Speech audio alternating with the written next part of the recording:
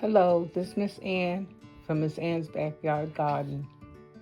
Today, I harvest my kale that I started in the hydroponic system this winter. And I learned something today. The dino kale and the Portugal kale looks similar as far as the wrinkled skin in my garden after I begin to clean them off. The dino kale was pretty much like it is right there when I harvested. But the Portuguese kale was pretty much flat, almost looking like collard greens.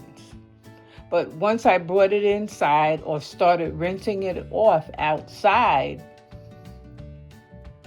it started crinkling up like the dinosaur kale. So I learned a lesson today because this was the first time I grew Portuguese kale and dino kale. I tried growing dino kale before, but it wasn't successful. But this time it was. And I learned that once the water hits the Portuguese kale in my garden, it wrinkles up pretty much like the dinosaur kale. And I thought that was very interesting. I also harvest my Chinese cabbage because the bugs were attacking it.